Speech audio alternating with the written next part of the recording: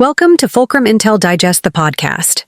Today, we're looking into the political turbulence in South Africa, specifically the Government of National Unity, the GNU. It's that coalition, formed after the big 2024 elections. That's right.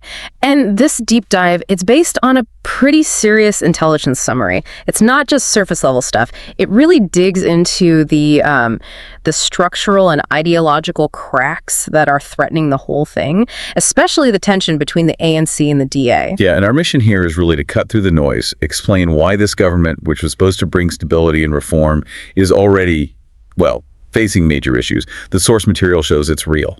I mean, the DA publicly pulling support for key ANC department budgets, citing corruption. That's significant. Oh, it's more than significant. It signals a fundamental breakdown, really. It takes the crisis out of the back rooms and puts it right into the legislature. Yeah. The GNU's goal was, stability through inclusion, but it looks like the foundations themselves were flawed from the get-go.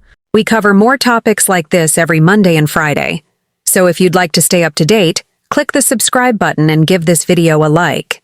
Now let's jump in. Okay, let's unpack that then. If it was meant to work, what were these fundamental structural problems baked in right from the start? What made a crisis like this almost inevitable? Well, the crucial thing to grasp, I think, is that this coalition was mostly about electoral arithmetic, not really a shared vision.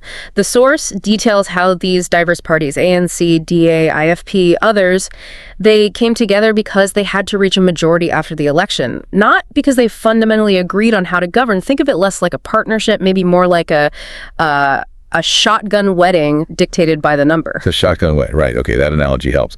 So they had the numbers, but no real blueprint for how to actually work together. What specific structural bits were missing? Two massive gaps, really. First, there's no detailed enforceable coalition agreement, nothing spelling out policy specifics, red lines, that sort of thing.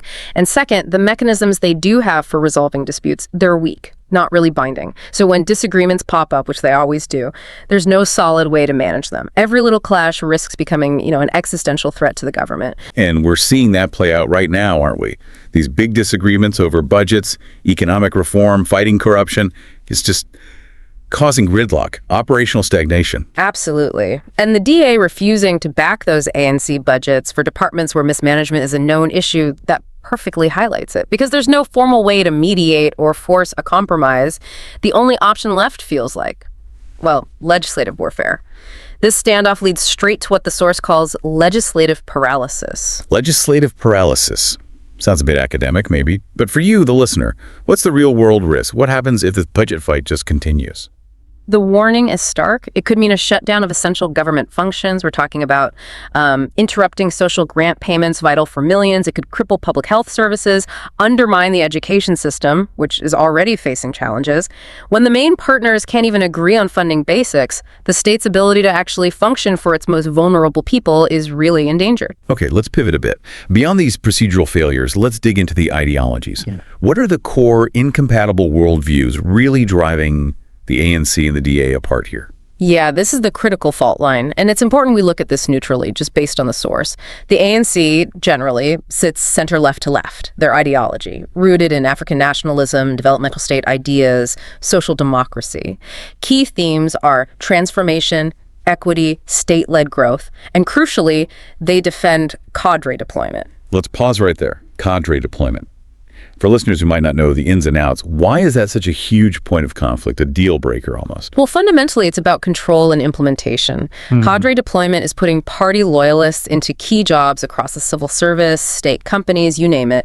Now, the ANC frames this as necessary for transformative governance, making sure the state actually carries out their progressive agenda.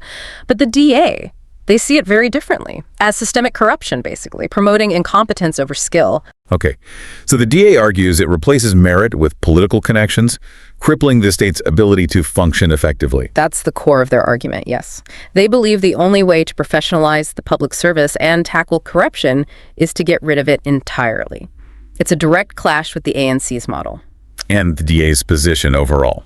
The DA is generally center to center right. They stress economic liberalism, meritocracy, clean governance. They want a professional public service based purely on skill. And we should probably mention the IFP too, the Inketh the Freedom Party. They're also in the GNU, more center right, often focused on traditional governance, decentralization. Adds another layer, you see. So these two big players, ANC and DA, they clash fundamentally in three key policy areas, according to the source. Can you break those down? Sure. First, as we've discussed, it's governance philosophy. Cadre deployment versus a professional, merit-based civil service. Who runs the state and how? Second, economic strategy. The ANC leans towards state-led redistribution, industrial policy, government driving jobs and investment. The DA, on the other hand, focuses on private sector growth, attracting foreign direct investment, FDI, and making sure those investors feel secure.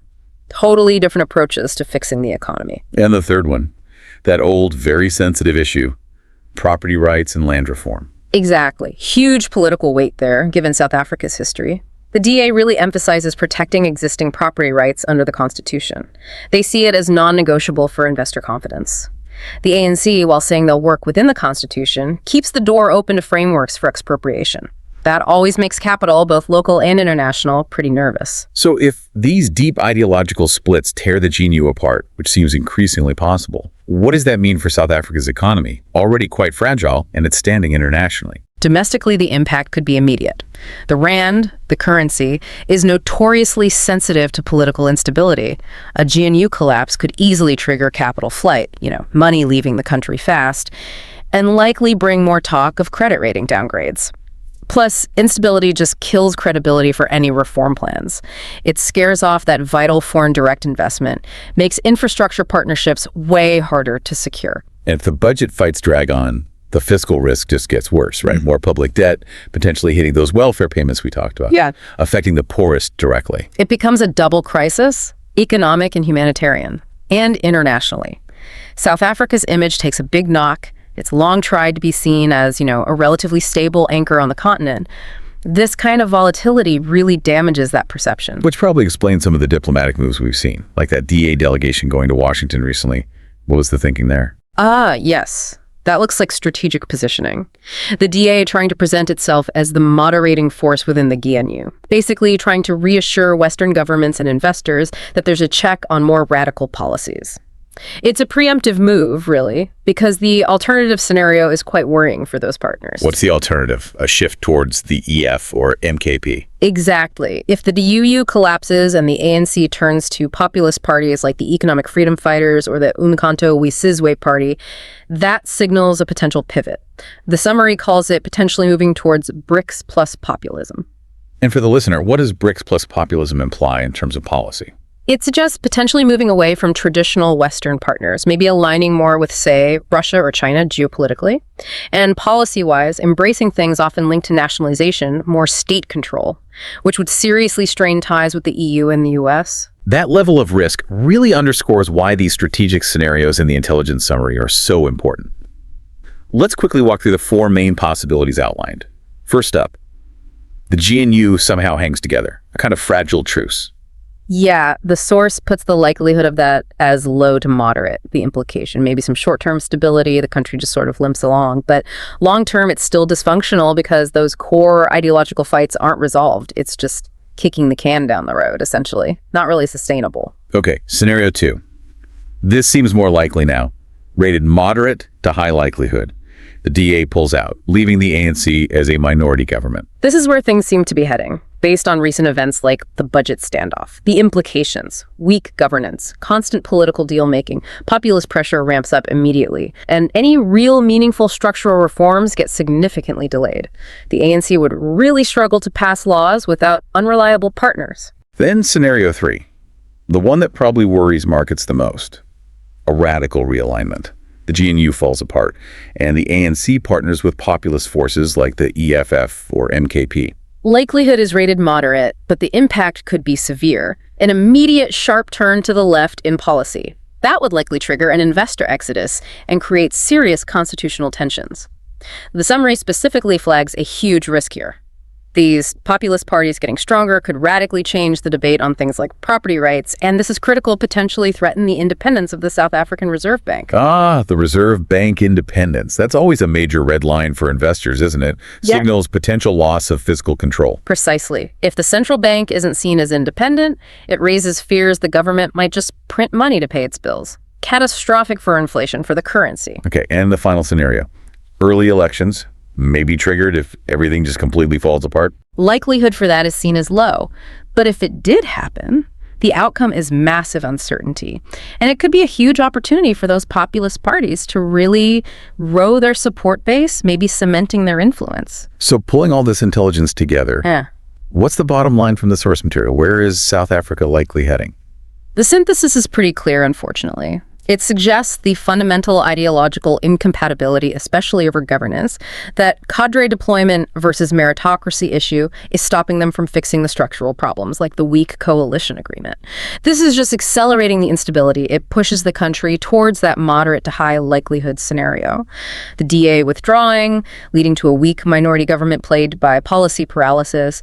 The GNO right now seems to be magnifying the underlying divisions, not healing them. That's a sobering assessment. But the intelligence summary did offer some recommendations for stakeholders, didn't it? As a final thought for our listeners, what needs to happen right now to maybe pull things back from that brink? Well, the immediate need is political. The source stresses the urgent need to set up independent, enforceable dispute resolution mechanisms within the GNU. Without a proper referee, every foul becomes a potential game-ending fight. And economically, the advice for investors is basically to hedge their bets, protect against currency swings, maybe look at lower risk investments, ESG-aligned ones, perhaps in less politically charged areas like the Northern Cape. Political volatility forces everyone to rethink where they put their money, seeking safety from the storm in Pretoria. That's just the cold reality when a coalition is this fractured.